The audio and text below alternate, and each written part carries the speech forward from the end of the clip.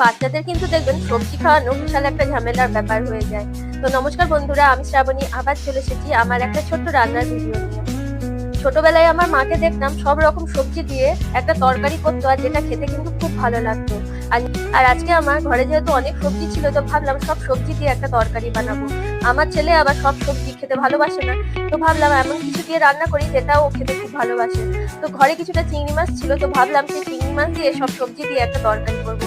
আর এই তরকারিটা খেতে কিন্তু খুবই ভালো লাগে। এই তরকারিটা ভাতের সাথেও যতটা ভালো লাগে, রুটির সাথেও খেতে কিন্তু খুব ভালো হয়। আর আমি এখানে কিছুটা ফুলকপি, পটল, কচু, আলু, বেগুন এগুলোকে সবসময় দেখবেন মাছ মাংস কিন্তু ভালো লাগে না, তরি তরকারি খেতেও বেশ ভালো লাগে। আর আমার সত্যি কথা বলতে সবজি খেতে বেশি ভালো লাগে। আর এখনকার নতুন আলু বটির পিছন দিয়ে ঘষলে খোসাগুলো বেশ সুন্দর উঠে যায়। আর কিছুটা মসুরির ডাল সেদ্ধ করে রেখেছি, সেই জন্য কিছুটা পেঁয়াজ আমি ভেজে নিয়েছি। আর এই ভাজা পেঁয়াজ দিয়ে মুসুরির ডাল সিদ্ধ মেখে খেতে ভাতের সাথে কিন্তু বেশি ভালো লাগে। আর কড়াইয়ে কিছুটা তেল দিয়ে আমি প্রথমে ফুলকপি আর পটলটাকে কিন্তু খুব ভালো করে ভেজে নেবো। ফুলকপি পটল কিন্তু পেঁয়াজের সঙ্গে ভাজলে খুব একটা ভালো লাগে না, সেই জন্য ফুলকপি আর পটলটাকে একটু আগে ভালো করে ভেজে নিয়ে তারপর রান্নাটা করবো। আর এদিকে ডাল সিদ্ধটা আমি মেখে নিয়েছি। আর চিংড়ি মাছগুলোকে আমি শুধু হলুদ দিয়ে মাখিয়ে রাখবো। নুন মাখিয়ে রাখলে চিংড়ি মাছ তেলে দিয়ে ভাজলে প্রচন্ড জল ছাড়ে। তো পটল আর ফুলকপিটা ভেজে নিয়ে তারপর কড়াই কিছুটা তেল দিয়ে চিংড়ি মাছগুলোকে তেলের মধ্যে দিয়ে দিয়েছি।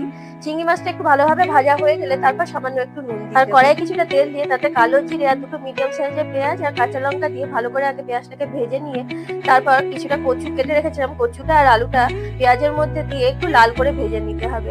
আর এই সব রকমের সবজি দিয়ে তরকারি করলে কিন্তু সবজিগুলোকে একটু ভালো করে না ভাজলে কিন্তু তরকারির স্বাদটা কিন্তু একদম ভালো আসে না। ওই জন্য সবজিগুলোকে একটু ভালো করে ভেজে নিতে হবে। আর সব শেষে বেগুনটা দিয়ে ঢাকা দিয়ে কিছুক্ষণ ভেজে নেব। আর এখানে মশলার মধ্যে নিয়ে নিয়েছি আদা জিরে বাটা, লঙ্কার গুঁড়ো, নুন আর হলুদ। আর কিছুটা টমেটো সবজির মধ্যে দিয়ে একটু নাড়াচাড়া করে ওই মশলাটা সবজির মধ্যে দিয়ে একটু মশলাটাকে খুব ভালো করে, সবজিগুলো কিন্তু মশলা কষাতে কষাতে অর্ধেক সেদ্ধ হয়ে গেছে, ওই জন্য রান্না করতে খুব একটা বেশি সময় লাগবে না।